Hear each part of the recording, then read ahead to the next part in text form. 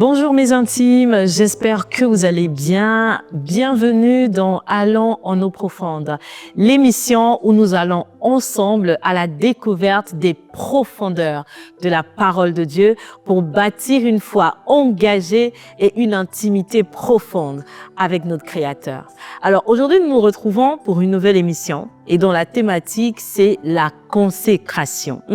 C'est une thématique que j'affectionne particulièrement parce que aujourd'hui, malheureusement, les chrétiens que nous sommes, nous n'aimons pas entendre parler de la consécration.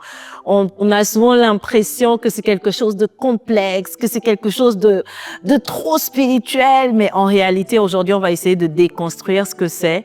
C'est quoi exactement la consécration et comment faire pour vivre une vie consacrée, pour mener une vie consacrée dans notre ère actuelle. Alors, je ne suis pas seule. Aujourd'hui, j'ai une invitée de marque avec moi sur ce plateau, une femme de Dieu engagée, une femme profonde, une intime du Saint-Esprit qui va venir avec moi aujourd'hui nous édifier sur ces thématiques. Alors, je vais vous la présenter. Bonjour, prophétesse Sarah.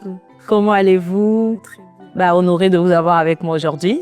Merci d'avoir répondu favorablement à mon invitation. Écoute, je te laisse te présenter déjà à nos téléspectateurs parce que comme on dit, on ne se présente jamais mieux que soi-même. Alors, merci de m'avoir accordé ce privilège de prendre part à cette émission. Je me présente, je suis la prophétesse Sarah, la bâtisseuse, conférencière, présidente de la Fondation La Femme selon le cœur de Dieu et entrepreneur social. Super. OK.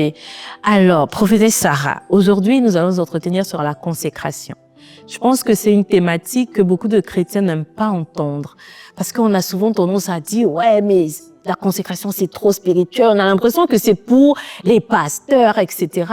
Mais en tant que chrétien, d'abord, avant même de rentrer dans le vif du sujet, c'est d'abord quoi la consécration? Alors, je dirais que souvent, le constat que j'ai pu faire, c'est-à-dire que on nous donne certains enseignements sans pourtant nous donner la révélation de mots de ces enseignements. Et comme j'ai pour habitude de dire que je n'aime pas enseigner sur un thème sans pourtant donner la révélation du thème. Alors, le mot consécration, en langue grecque, qui veut dire apotos, qui veut dire élévation au rang de Dieu, processus. Parce que souvent, comme vous l'avez dit, quand on parle de consécration, souvent les chrétiens ont peur d'entamer ce processus. Or, consécration veut également dire processus. Donc, c'est un processus qui nous amène à atteindre un niveau ou une dimension spirituelle dans le règne de l'esprit. Je pense que en tant que chrétien, le Seigneur, en fait, il attend que nous soyons tous des consacrés. Parce qu'effectivement, comme tu l'as bien dit, la consécration nous emmène à nous rapprocher d'une dimension spirituelle plus élevée. En fait, ça nous emmène à rentrer en intimité profonde avec Dieu.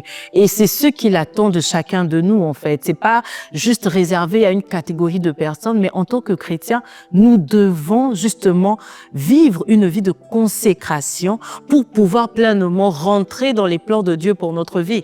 Et ça me fait penser justement à Paul, l'apôtre Paul, qui pouvait si bien dire ce n'est plus moi qui vis, c'est Christ qui vit en moi. Parce qu'en fait, lorsqu'on donne sa vie à Dieu, on devient fils de Dieu. Et en fait, on ne s'appartient plus, mais c'est Christ qui devient le maître en fait de notre vie. Et se consacrer, c'est donner le plein contrôle de sa vie à Dieu, tout simplement. C'est ça en fait, je pense, la consécration, c'est laisser Dieu te guider. C'est-à-dire, c'est le renoncement de soi. Ce n'est plus mes projets, mes désirs, ma volonté, mais c'est plutôt la volonté de Dieu, les projets de Dieu, les désirs de Dieu. Et donc, tu passes beaucoup plus de temps à chercher la face de Dieu, à chercher sa voix, parce que tu veux entendre ce qu'il attend de toi et là où il veut t'emmener. En fait, c'est ça la consécration. Exactement. Donc, la consécration, un chrétien ou un homme ou une femme consacrée, c'est une personne qui transporte le sacerdoce. Yes. Et une personne consacrée, c'est quelqu'un qui est mis à part. C'est quelqu'un qui vit pour Dieu. La Bible nous dit dans le livre de Exode, lorsque Dieu demande à Moïse de rendre ministère, de consacrer les premiers-nés, les premiers brebis et le peuple d'Israël. Donc, le fait d'être consacré, nous ne sommes pas d'abord, en fait, on n'est pas consacré seulement parce que on est fils de Dieu. Ça veut dire la consécration nous oblige pas à être seulement consacrés personnellement, mais tout ce qui nous entoure devrais-je consacrer. Ça veut dire tout ce qui nous appartient. Nous devons le remettre à Dieu. Remettre à Dieu. Exactement. Donc la consécration est un style de vie pour un enfant de Dieu. C'est exactement ça le mot. La consécration est un style de vie pour un enfant de Dieu. J'aime beaucoup ça. Alors maintenant, pourquoi en tant que chrétien, je devrais me consacrer? Parce qu'il y a beaucoup de chrétiens souvent qui se posent la question, oui, mais moi j'ai donné ma vie à Christ, je suis devenue une nouvelle créature, tous les dimanches je vais à l'église, et puis ben voilà quoi. Maintenant, pourquoi je devrais me consacrer? Pourquoi chercher à aller dans les choses beaucoup plus profondes en tant que chrétien? Alors, pourquoi un enfant de Dieu, un chrétien, devrait vivre une vie, c'est ça, de consécration? Moi, je dirais que la consécration est une décision très importante pour le processus ou la marche d'un enfant de Dieu. Parce que la consécration est une initiation ou un degré ou une augmentation de ta vie ou de ta spiritualité auprès de Dieu. Donc, c'est un déclencheur qui t'amène à voir les choses autrement, qui t'amène à vivre une vie spirituelle autrement. Donc, je dirais que c'est très important parce que celui qui prend la décision d'être consacré, déjà, ce n'est pas une obligation que Dieu nous fait d'être des consacrés. C'est une proposition que Dieu nous fait d'adopter cette vie de consécration. C'est à nous de prendre cette décision de payer le prix. Parce que c'est ça aussi la consécration. Ouais, effectivement. Des générations. C'est beaucoup de sacrifices. Beaucoup de sacrifices. Et c'est pour ça justement beaucoup n'aiment pas en fait. Mais beaucoup ont peur. Beaucoup ont peur. Beaucoup ont peur. Donc c'est une décision très importante. Et ce n'est pas c'est vrai que la consécration est rattachée à plusieurs challenges, à plusieurs défis, à plusieurs expériences ou combats. Et je pense même aussi que ça nous permet également de rentrer pleinement dans les projets de Dieu pour notre vie. Parce qu'en fait, le truc, c'est que tant que tu es chrétien, mais que tu restes juste un chrétien léger, un chrétien qui veut faire sa vie comme bon le semble, en réalité, tu auras du mal à accéder au plan de Dieu pour ta vie. C'est-à-dire que c'est une catégorie de chrétiens qui va dire, OK, Jésus, je t'accepte comme mon Seigneur et mon Sauveur. J'ai fait de toi mon maître, sauf que j'ai besoin, par exemple, d'argent, j'ai besoin d'un travail, j'ai besoin de quelque chose, une solution à un problème. Mais quand maintenant le Seigneur va te dire, OK, maintenant moi je rentre dans ta vie et moi je vais me prendre le contrôle, on dit non, non, non. En fait, la consécration, c'est cet aspect où on laisse pleinement Dieu rentrer dans notre vie. Mais moi, ce que j'ai remarqué, et même moi-même, j'ai longtemps été comme ça, une chrétienne qui ne voulait même pas un peu à se consacrer. C'est-à-dire, je suis chrétienne, OK, très bien, je vais à l'église, je prie le soir avant de dormir, et puis ça s'arrête là. Et maintenant, quand Dieu va te dire, OK, Frédéric, je voudrais peut-être que tu abandonnes ça et que tu partes là-bas. Ah non, non, non, là, je suis pas d'accord. En fait, on ne veut pas qu'il ait accès pleinement à notre vie, à notre intimité. On veut juste mener une vie chrétienne de surface.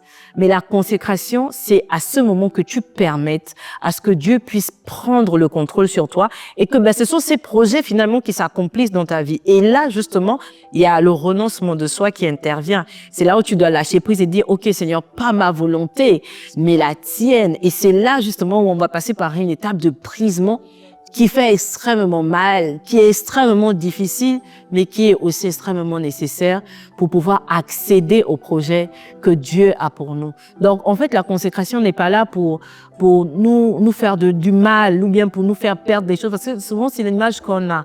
On se dit, oui, maintenant que je me suis consacrée à Dieu, il me demande d'abandonner ça, il me demande de laisser partir ça, d'arrêter mon travail pour certains, d'arrêter mon entreprise, mais au final, je perds tout, alors que non, en fait, En Christ, on perd d'abord avant de gagner. En général, quand tu perds pour Christ, il va te bénir au centuple même de ce que tu as. Et c'est ce qu'il dit dans sa parole. Il dit, si quelqu'un perd parce qu'il veut me suivre, tu perds ta famille, tu perds tes enfants, ton travail, ton argent, tes terres. Si tu perds tout à cause de moi, tu recevras au centuple dans ce siècle et même dans le siècle à venir. Donc vraiment, la consécration, c'est, je pense même pour moi, hein, c'est vraiment la base de notre...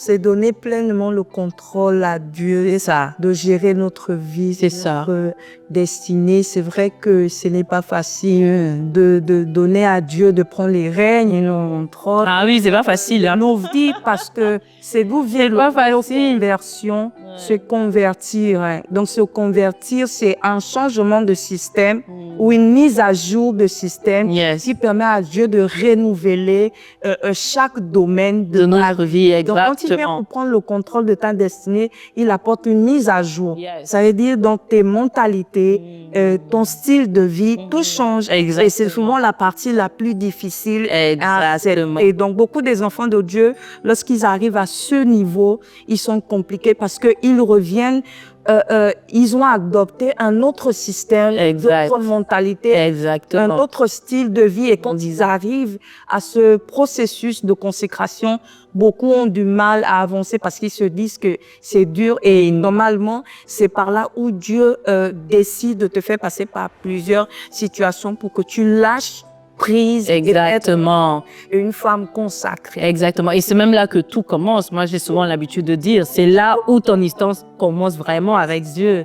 Également. Tant que tu vis ta vie un peu comme tu veux, tu fais les choix que tu veux, tu mènes vraiment ta vie selon tes propres volontés. Non, là, Dieu n'a pas encore pris le contrôle de ta vie. En fait, tu n'es même pas encore entré dans le C'est processus. ça. Mais une fois que tu lâches prise, que tu acceptes et que tu dis, OK, Père, j'abandonne tout, Exact. prends le contrôle, c'est là que lui, maintenant, il rentre en scène et que tout commence. C'est beaucoup, souvent, Ah oui, on veut pas lâcher prise. ils abandonnent la foi, ils disent que c'est très difficile. Effectivement. Autant de sacrifices. Effectivement. Payer le prix. Ouais. Je peux vivre comme tout le monde. Car Dieu n'appelle pas tout le monde à la consécration. Dieu ne met pas tout le monde à part. Dieu appelle une catégorie de personnes de se mettre à part. Moïse était né des frères et des sœurs, mais Dieu a choisi Moïse. Moïse a passé toute son enfance, sa jeunesse à être un homme consacré. Donc, si ces personnes aujourd'hui se retrouvent en train d'être proposées par Dieu à une vie de consécration, c'est parce que Dieu a besoin de faire de grandes choses avec ses pinceaux. Effectivement. Et ça, je pense que c'est important de le mentionner. Dieu veut faire des grandes choses avec toi. Parce que moi, quand je suis arrivée à ce stade de ma marche avec le Seigneur, et qu'il me disait, OK, Frédéric, tu t'es assez baladé, tu as assez fait comme tu voulais, tu as assez pris les décisions que tu voulais, maintenant stop et viens. Maintenant, laisse-moi les rênes, mais je t'assure, prophétesse, mais j'en ai pleuré. J'en ai pleuré au point où je ne voulais pas lâcher prise, en fait.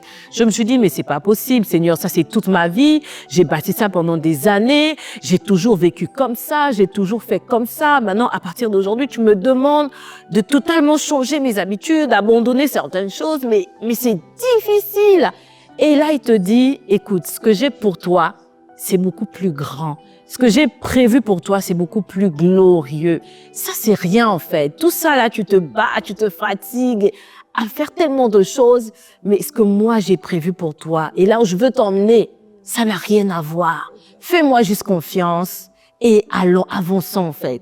Et c'est là, justement, où, ah là là, on veut pas, on résiste. On résiste. Il y a l'alliance. C'est le ça. moment où Dieu établit une alliance. Exactement. Et il y a beaucoup de choses qui se passent. Exactement. Ces moments, c'est les moments les plus vraiment merveilleux, Oui. les moments les plus inoubliables. L'enfant de Dieu rencontre ou traverse pendant le processus de sa Exactement.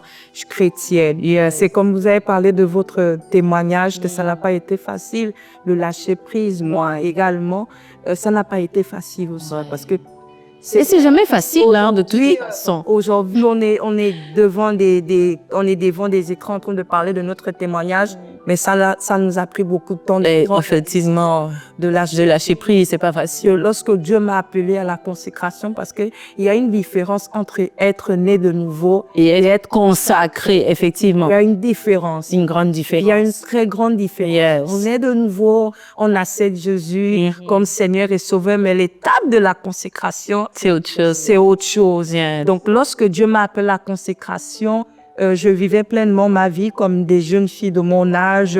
J'allais en boîte de nuit, je buvais, je fumais. Mais quand il fallait rentrer, comme j'ai dit, la consécration sur le sacerdoce, il fallait rentrer maintenant dans le sacerdoce. Il fallait que j'abandonne toutes ces choses. Yes. Parce que j'étais déjà attachée à un style de vie. Un style de vie. Effectivement. J'étais habituée à vivre, sortir tout le temps. J'étais habituée à fréquenter mes amis, à faire ce que je voulais. Il n'y avait pas encore de maître qui contrôlait ma vie. Parce que la consécration, c'est ça aussi. Dieu devient ton maître. Exactement. C'est lui qui prend des décisions. Ouais, exactement. C'est lui qui dirige, c'est lui qui planifie le programme, le calendrier prophétique de la destinée. Clairement. Et ça, c'est très difficile. Et du coup, il fallait que Dieu change le système, qui renouvelle, qui fasse une mise à jour sur ma destinée pour que finalement, enfin, je rentre dans le sacerdoce. Il fallait que Dieu me sépare des personnes qui étaient... Ça fait mal souvent, hein, les séparations. Oui, beaucoup de séparations. Pleurer. Il fallait que je me sépare des amis. Même parfois, lorsque tu as le sacerdoce, tu appelles à la consécration, Dieu est capable de te séparer des membres de la famille. Dieu est capable de te séparer des projets personnels qui n'ont rien à y voir avec les projets du ciel. Donc, ça a été, c'est vraiment, c'est quelque chose de fort. Et j'invite aux enfants de Dieu, aux chrétiens, de passer par ce processus. Parce que il y a plusieurs niveaux de consécration. On nous parle de parvis. Le lieu saint, le lieu très saint. Exactement. Il y a beaucoup qui vivent la dimension de la consécration parvis, d'autres la dimension de consécration du lieu saint et d'autres la consécration du lieu très saint. Donc, dans le parvis, on est dans la foule. C'est le chrétien qui accepte le Seigneur, qui va à l'église, qui a besoin de prier avec les autres et tout. Maintenant, dans le lieu saint, tu rentres maintenant dans la consécration, tu rentres dans les départements de l'église. Dans le service. Dans le service. Tu commences à servir. Consécration même de l'intimité où il y a Dieu et toi. Yes. La foule, ton intimité. Et c'est à ce niveau-là que nous, on veut aller, justement. Ton intimité, ta consécration ne dépend plus de ta mission, de département que tu appartiens, parce que le département peut ralentir ou peut s'éteindre. Il y a certaines difficultés qui se retrouvent dans les départements. Certainement, la dirigeante du département a des soucis, ou bien il y a eu un manque, comment dirais-je, il y a eu peut-être une réunion qui a été reporté, mais quand tu as atteint la dimension du lieu très saint, la consécration du lieu très saint, c'est maintenant Dieu avec toi. Toi, tu n'as plus besoin d'être dans la foule pour prier. Tu n'as plus besoin d'être dans un département d'intercession pour entendre Dieu. Et dans le lieu très saint, toi-même, tu apprends à prier, tu apprends à entendre Dieu, à chanter, tu apprends à méditer la parole de Dieu. Et c'est à ce niveau que Dieu nous attend. Exactement. Le niveau de consécration du lieu très saint. C'est effectivement là qu'il nous attend, parce que c'est là où il descend pour nous parler. C'est là où il descend pour te révéler ton identité. C'est là où il descend pour te montrer le chemin qu'il a tracé pour toi. Quelle est la mission? Parce que souvent on se pose cette question, mais qu'est-ce que je suis venu faire sur terre? Quelle est ma mission de vie? Mais quand tu es dans le lieu très saint, il vient te révéler toutes ces choses. Donc vraiment, j'invite vraiment mes frères et sœurs à chercher à se consacrer, à mener une vie entièrement disposée au Seigneur et de lui laisser la place justement de pouvoir s'émouvoir en nous et de nous laisser diriger. On va terminer avec ce point que je pense qui est aussi tout important, c'est de savoir comment justement dans le siècle présent, comment se consacrer. On a vu que c'était important de se consacrer. Mais maintenant, comment? Pourquoi? Il y a un verset qui dit, que j'aime beaucoup, il est dans 2 Timothée 3, versets 1 à 4, qui dit « Dans les derniers temps, les hommes seront égoïstes, amis de l'argent, fanfarons, hautains, blasphémateurs, rebelles à leurs parents, ingrats, irréligieux, insensibles, déloyaux, calomniateurs, intempérants, enflés d'orgueil, aimant le plaisir plus que Dieu. Dans ce temps-là, et nous sommes pleinement dans ces temps actuellement, nous sommes vraiment dans ce siècle où on se rend compte que même dans l'Église, même des chrétiens sont beaucoup plus tournés vers les plaisirs parce qu'en fait, la société nous porte vers ça. Tout autour de nous porte à nous détourner des choses précieuses de l'Évangile de Christ. Maintenant, comment se consacrer au milieu de tout ça? Au lieu de tout ça, comment se consacrer, comme j'ai donné les 3 dimensions de consécration. Parce que facilement, celui qui est au premier niveau de la consécration, c'est quelqu'un qui est facile à se détourner d'une vie de consécration. Donc, ce qu'il faudrait faire, c'est avoir une vie de prière, un style de vie de consécration, vraiment une dimension de consécration, donc la dimension du lieu très saint.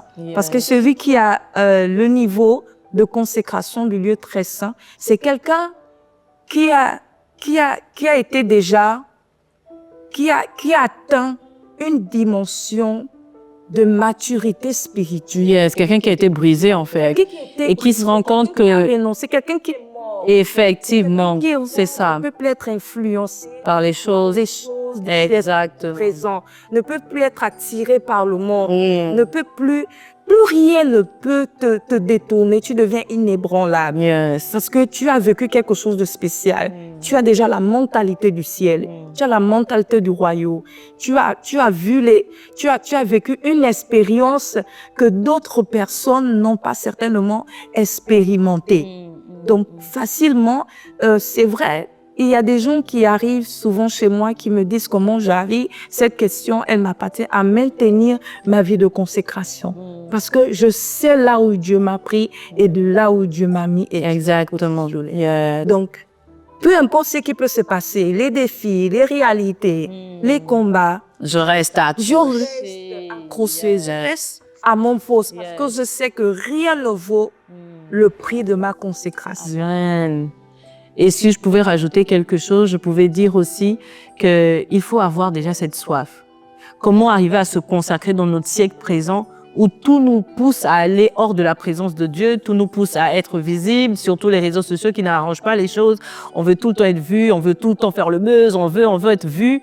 Et en fait, quand tu as cette soif de vouloir, quand tu as cette soif de vouloir plus de Dieu, quand tu as cette soif de rencontrer Dieu, c'est le début de quelque chose de grand avec le Seigneur. L'intimité, c'est vraiment une soif de rencontrer Dieu. Et je pense que tout part de la rencontre. Une fois que tu vas réellement le rencontrer, justement par tes temps personnels, tes temps de prière, tes temps de méditation personnelle. J'insiste vraiment sur le personnel parce que c'est vraiment là, en fait, l'essence même de la vie de consécration. Lorsque tu vas vraiment prendre au sérieux tes temps de jeûne et tu vas vraiment avoir cette soif où, Seigneur, je veux plus de toi. Seigneur, je veux vivre quelque chose d'extraordinaire avec toi. Assurément, Dieu se révélera à toi et il viendra changer les choses. Parce que, comme on dit souvent, un Dieu n'est pas un Dieu qui force. C'est vraiment un Dieu qui nous a laissé le libre arbitre. Comme tu disais, la consécration n'est pas obligatoire. C'est vraiment, il nous a laissé le libre arbitre. Il a dit, choisis, quel est le chemin que tu veux faire. Mais une fois que tu choisis, je me rappelle que c'était une prière que je faisais tout le temps. Je me disais, Seigneur, je veux vivre une vie chrétienne différente. Je ne veux pas vivre une vie banale. Je sentais en moi qu'il y avait plus. Et je disais, j'aspire à ce plus. Je veux vivre quelque chose de surnaturel avec toi. Je veux rentrer dans les profondeurs. Je veux vivre quelque chose de différent. Je ne veux pas juste me limiter à aller à l'église, etc. Non, papa, montre-moi une autre facette de toi. Et je pense que c'est à partir de ces prières que véritablement quelque chose s'est passé et que Dieu a commencé à opérer en moi. Et donc vraiment ma prière pour quelqu'un ce matin ou cet après-midi, ça dépend vraiment de l'heure à laquelle tu vas nous prendre, c'est vraiment que tu fasses cette prière, que tu aies cette soif. Dans ce siècle présent où nous sommes vraiment étouffés par tellement de choses, le travail, les réseaux sociaux, tellement de choses nous détournent de la volonté de Dieu, de la face de Dieu. fais cette prière. Demande vraiment à Dieu, Seigneur, je veux aller au-delà. Seigneur, je veux vivre plus. Je ne veux plus me limiter juste à avoir une vie chrétienne banale. Je veux rentrer dans les profondeurs. Je veux aller voir ce que tu attends de moi. Je veux que tu me révèles clairement quelle est mon identité, quelle est ma mission de vie sur cette terre. Et je t'assure, Dieu n'attend que ça pour te répondre. Il n'attend que ça pour se manifester pleinement dans ta vie et tu vivras une vie chrétienne totalement différente dans une autre dimension. Tu vas commencer à expérimenter le surnaturel divin. Tu vas commencer à entendre Dieu te parler. Tu vas commencer à marcher avec Dieu et il n'y a rien de plus extraordinaire que ça. Il n'y a rien de plus extraordinaire. Moi, je l'ai expérimenté et je dis juste waouh, c'est merveilleux. Quand on est de l'autre côté, on a peur, on a des appréhensions, on se dit je vais perdre. Mais non, tu as tout à gagner. Tu as absolument tout à gagner. Et je t'assure, tu ne le regretteras pas.